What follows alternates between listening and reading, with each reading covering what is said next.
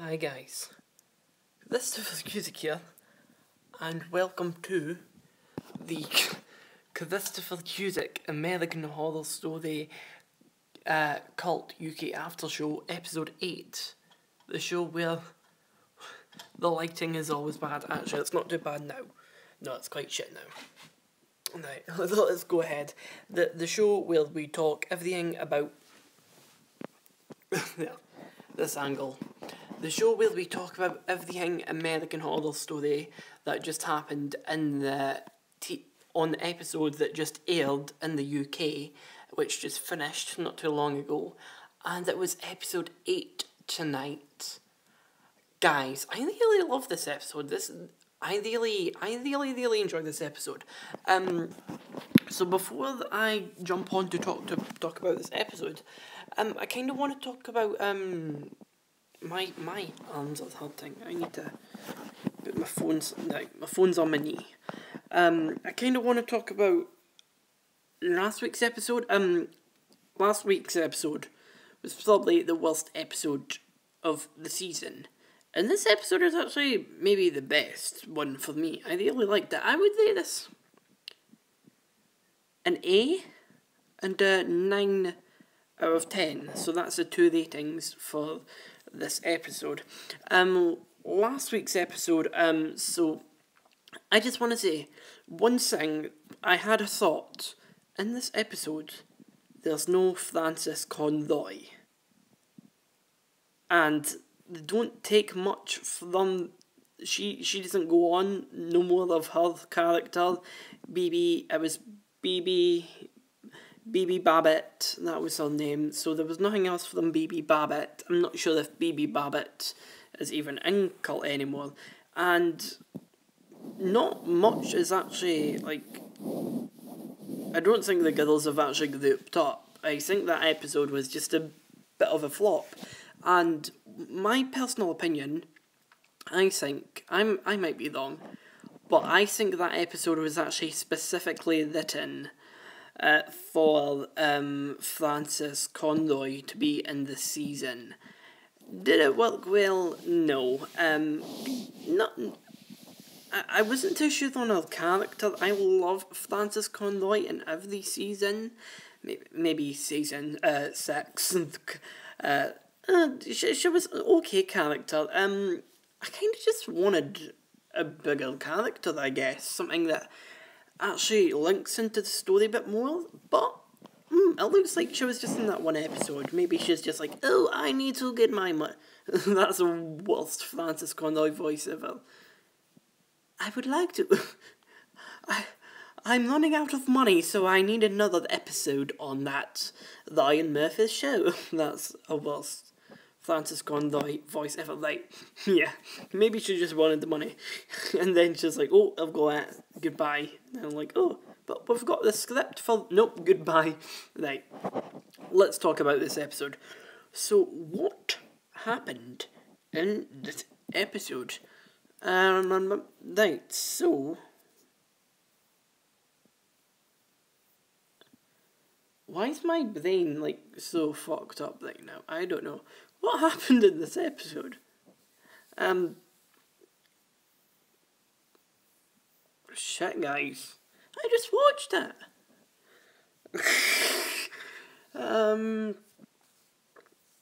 Oh my god, these videos are always like this, just very unprofessional. It's like, what just happened? What did happen? So the cult. Oh yeah. I remember how it starts now. Let's talk about Cheyenne Jackson's character, Dr. Libby Vincent. So he shows up at the start of the episode at Kai's house. As you know, they are brothers, and it kind of turns out Libby Vincent didn't know that he was running for city council at all, and it seems like they don't really talk too much. He's not too close to him, but Winter and Kai are quite close. Libby Vincent is just not quite close to them, and he actually has nothing to do with the cult. He has no idea. a lot of people online was like, oh my god, the Vincent might be the leader of the cult. He's definitely something to do with the cult. That's not how my brain processes, because I remember at first I wasn't even sure if Kai was anything to do with the cult. I thought, no, I know there is a Kai Anderson and he's quite crazy. And there's also, this is how American Horror Story Cult started. It was like, there's a cult and there's Kai Anderson.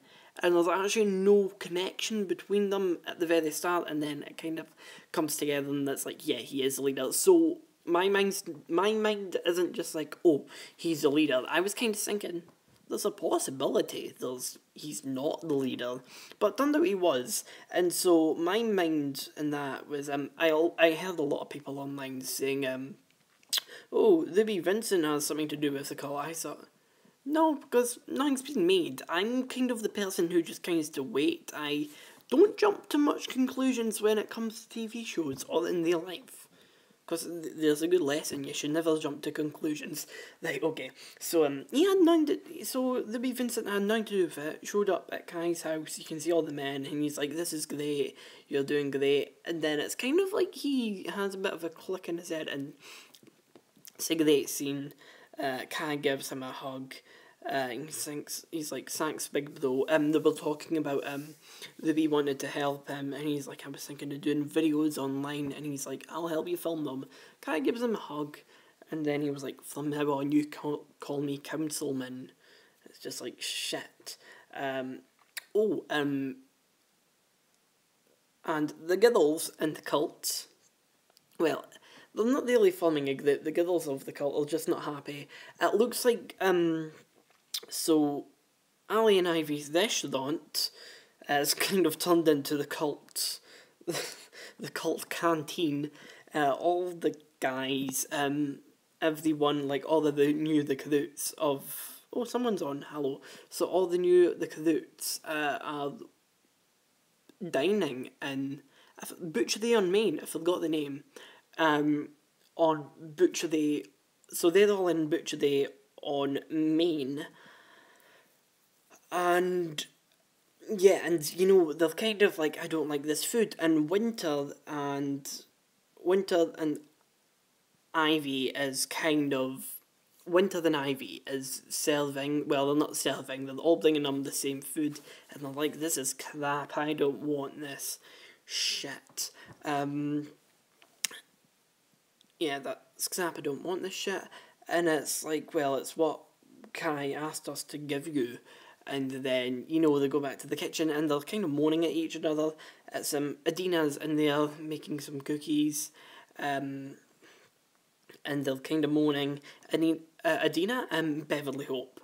Beverly Hope's like, I don't get this. He says when he gets councilmen, they'll have equal power, but turns out he's just away doing his own thing, and he's turned out to be, they're turning out to work in a kitchen at Butchery on Main, to be specific, to cook food for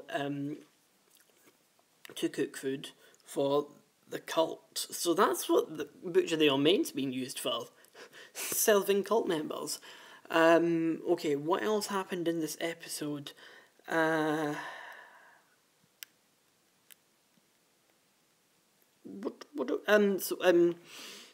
Ali, yeah.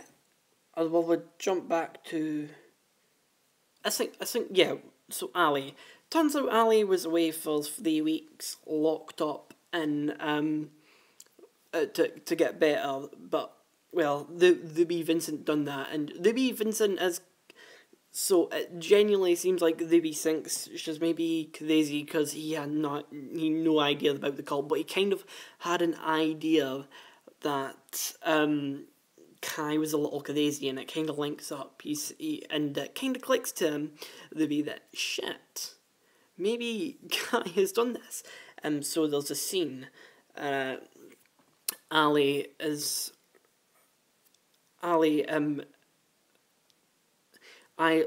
talking to Ruby Vincent, and just, you know, and he kind of clicks, you know, she's not crazy, and Ali's saying, you know, this guy's crazy, And Libby's like, yeah, I know how crazy he can be. And she's like, how the fuck would you know how crazy he can be? And he drops down a picture of him, Kai, and Winter. Says, yeah, he's my brother. And she's like, holy shit, that's Winter. Is Winter your sister? Winter's been banging my wife. And that kind of happens. So Ali kind of thinks, oh my god, this is how they knew the fears, because you work for them. But no, Kai is kind of like broken into, his office and looking through the records, and that's why he knows Ali's fears. So Ali knows about that. What else happens in this episode? I think something happens at the halfway mark. So, oh yeah, we got another a bigger backstory on Kai, of why he went crazy and became this guy who wanted to lead.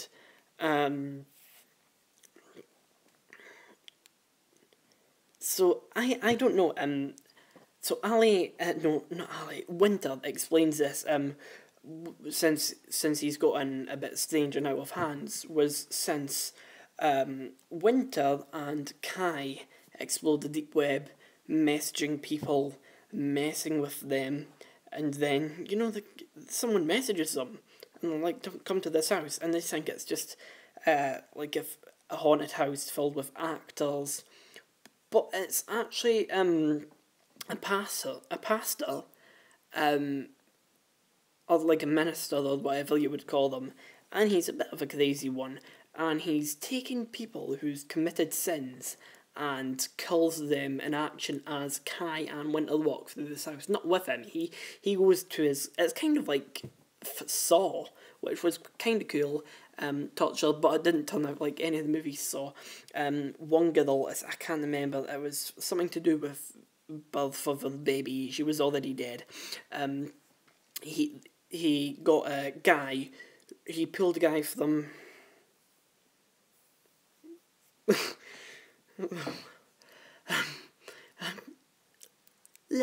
I'm sorry, I'm distracted, guys. What?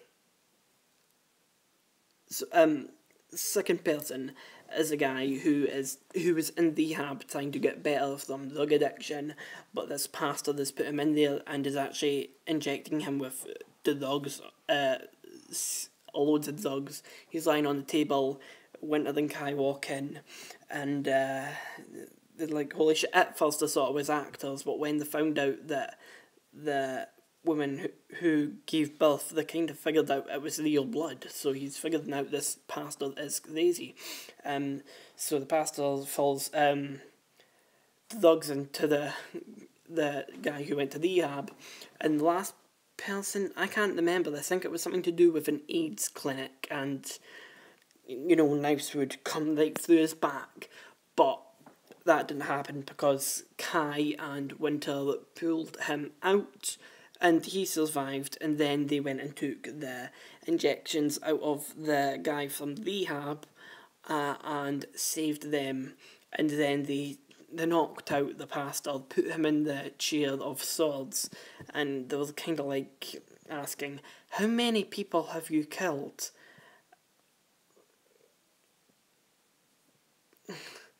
How many people have you killed? He says something like, I want answers, so he kills him. And I don't know why, but that leads to Kai being the person he is, which I don't fully understand. I don't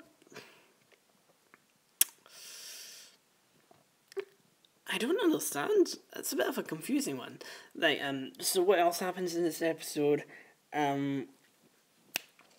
Ali and Kai. So, back in the present day, Ali and Kai. So, it's a bit strange. Ali's, there's a scene, it's quite sad. Ali is back in her house. She picks up Ozzy's cap. She, holds it, smell it, reminder of the smell of Ozzy. And then she like picks up one of his toy trains, and then she's cooking some sloppy joes, and suddenly Councilman comes at the door.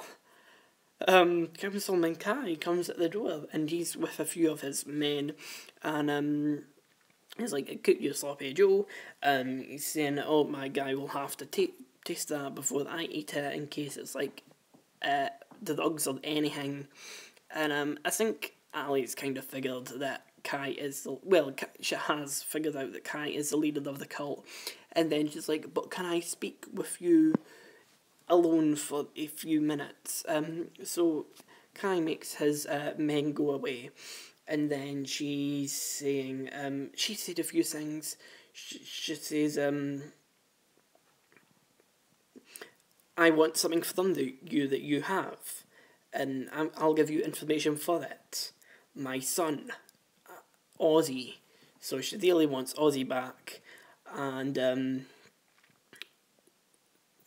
the information she gives him is your brother is going to try to kill you, which was a bit of a strange fuck up, because now, well, I don't know. So that means that we can't help him anymore. So let's just we'll talk a bit about Winter.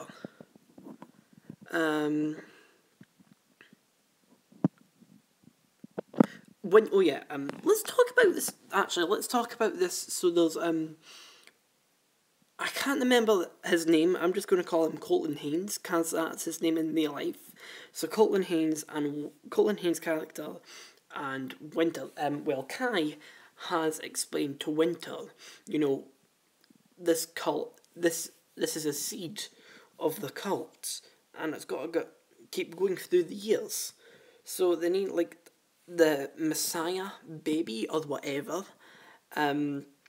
So something like having a baby, and Kai explains, we're gonna have this kid, and Winter's like, no, that's incest, we can't do that, and he says, no, I'm not implying that. So Samuels, that's his name, Samuels, Colton Haynes' character. So he says, Samuels is a good looking guy, maybe he can impregnate you while I bum him, basically. So the planned ritual to have the Messiah baby, but of a strange ritual. So Winter kind of lies down. I predicted a bit of a moment in this scene. So Winter lies down, pulls her blouse up, so Colton Haynes can go inside of her. So he kind of goes on top, and he kind of says, oh, it won't go up or anything. And, Kai's getting ready to take him in the bum. But then Winter's like, do you know what? This is taking too far. There's going to be no baby. She stands up. So, yeah, that kind of happens. So soon after that, in that episode, she shoots him in a car because she's doing jobs for Kai. Kai doesn't believe in global warming, so she's made to get garbage and throw on the streets for Kai. So she goes out and does that, and Samuels comes down in a car, and he's saying, here's your lunch, and she's like, I don't want this shit, I had this shit yesterday. And she sees that he has an apple. She's like, can I have that apple? He's like, no. And at this moment, she references to Valerie Solonis. So Samuels kind of says, you know what, we're going to have that Messiah baby right now. And then, he tries to rape her, pin her down. And she's kind of, at first, before he pinned her down, she's like, you can't even get it up. And he's like, I know a way to get it up. So he kind of pushes her down on the chair. But she pulls a gun on him, and bam, Samuels is dead. Colton Haynes is gone from this season. So let's talk about the last thing that happened in this episode, which was quite cool, which is in the bottom, which is kind of in the basement of Kai's house. All the clowns join around in their masks. And all of them, even like the dead characters, like who owned the costumes, were standing around Kai, and Kai had his mask on, takes him off, and he's like, "Bring me my betrayers." So there's two people who's betrayed him.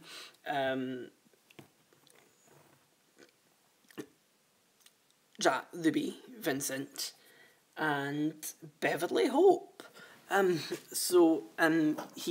He's like, "I know your plan to kill me." So he does a pinky, and he explains that Ruby Vincent showed him the pinky thing in the first place, so they kind of done that, and then Kai goes and slices his finger off, and then stabs him. He's dead. And Beverly Hope, I was kind of like, what's Beverly Hope done to betray him? So it turns out Winter told him something that happened. So this goes back to the scene in the car.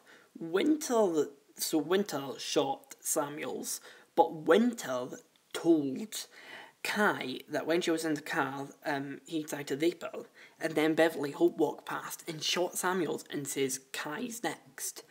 So that's what Winter says to Kai, and he's just like, "How dare you betray me?" And then thought, "No, death's too good for you, we're going to put you in an isolation chamber." So she's not dead yet. She's put away in an isolation chamber, and then a few people takes off their masks, you can see them. There's Ivy, there's Ivy, and then Kai says, "We'd like you, we've got a new member of the cult today, guys." Takes off the mask, and it's Ali. And I thought, this is interesting, so Ali's actually working for him now, so she can get her son. And I think that's good writing. It's just so interesting how this episode is like unfolded, how it started as a small picture but slowly became a big picture.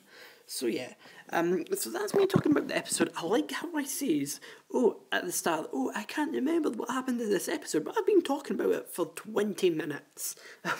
So, like I says, 9 out of 10, and I'm actually going to give that an 8 out of 10. I kind of changed my mind now. 8 out of 10 and a grade of A. So that is excellent. Yay. That's excellent. That is excellent. So what else can we talk about? Series.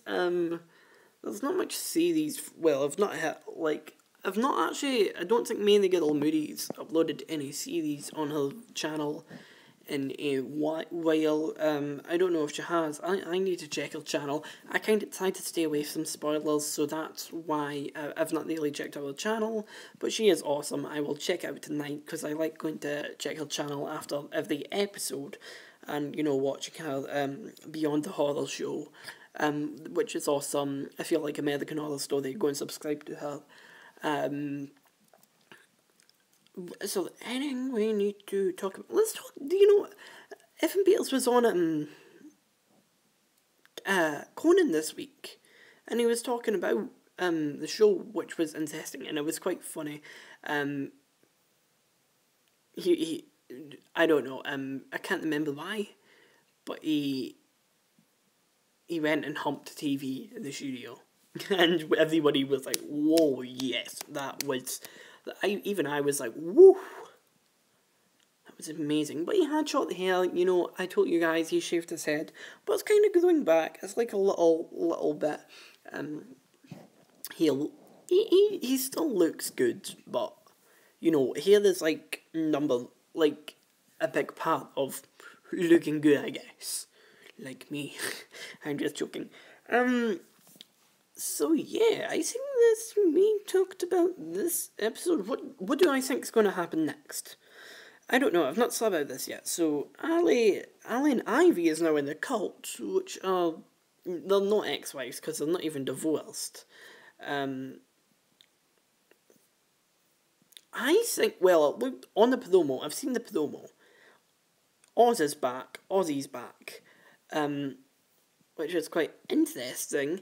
And when Ozzy's around, like the first 2 episodes, Twisty's in his dreams. And I'm thinking, well, I'm not saying Twisty's actually in the season, but maybe we're going to get a few more Twisty dreams again, or something to do with Twisty. Or maybe he shows, maybe this is a good idea, this has just popped into my head. Maybe he shows Kai or whoever in the cult the Twisty Chronicles, and like, wow. And then the duplicate that costume, and then we'll have like Twisty 2.0, and that might be the new leader costume. I don't know what it might be. It might be a new the crew member, or it might be Ozzy in like 10 years' time. Because, if they don't have the Messiah baby, this is another, I'm coming up with series now. I've got a few actually about the Messiah baby. If they don't have a Messiah baby, Ozzy can, I know he's not quite give, cult members have kind of given birth to him, but Ozzy can kind of act as a Messiah baby, and I think when he grows up, he's going to continue the cult, Ozzy, because he's interested in clowns and all that, and I think that might be where it's going. Another thing I thought about, if people in the cult, maybe Kai, I don't know, people actually have the Messiah baby, Kai might change his mind and say, oh no, instead you're going to have the Messiah baby with him. It doesn't matter who, 2 people do it, Messiah baby. I think if that Messiah baby is a girl, that kind of makes it, that gives it an endless feeling. Because if you've got a female and a boy, like Ozzy, and then there's a girl, and like maybe 20 years' time, they will kind of be like the leaders, and it would kind of be like a relationship, I don't know. So Ozzy in his like 20s, and the Messiah baby, and they're kind of leading it now, and that makes Ali grandparents, Ali and Ivy. Oh no, Ali. Sorry, Ivy's not much related to Ozzy, so Ali would just be sitting in a chair. You do a good day for the cult, son. I don't know what that was, but yeah. Interesting sort. Let's just talk about one more thing, which I found quite interesting, which I found out on Twitter. This was an interesting fact. It's just a bit of a fact. A really fun fact, actually, which connects Freak Show to cult again. Kind of not story-wise, just kind of outside the box-wise. So, as you can hear, my voice is breaking. I'll explain to you that in a bit.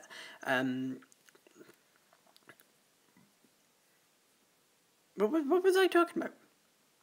I was talking about something. It's going out my head. I don't know. What was I just talking about? Shit.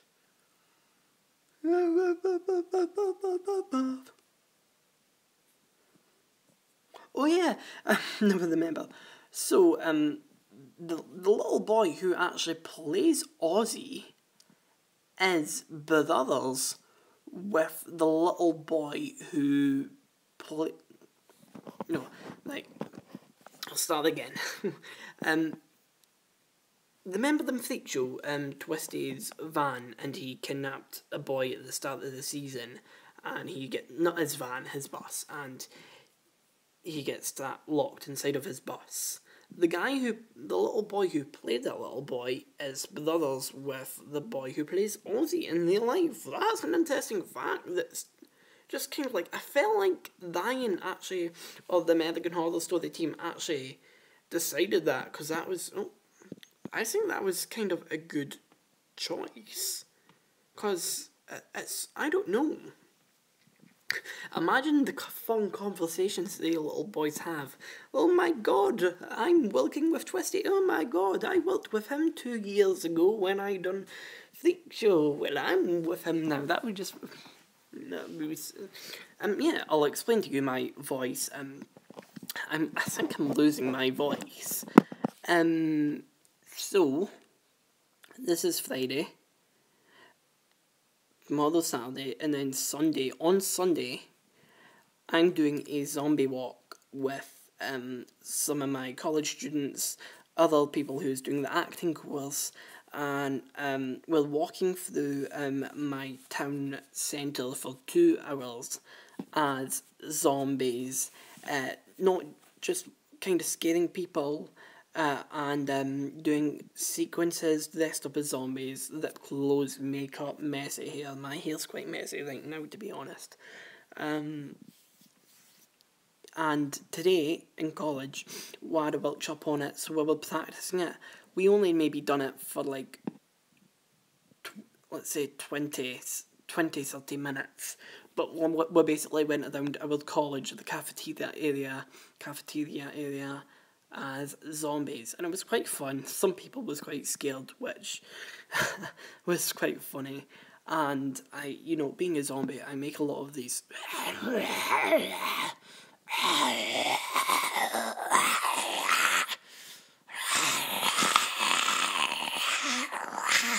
And doing that for like 20 minutes has basically made my voice go.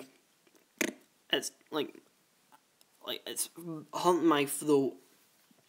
Like, I got home, I think I was talking to myself, and I'm like, what the fuck? I think my voice has gotten clearer, and I think it's kind of gone a little bit deeper.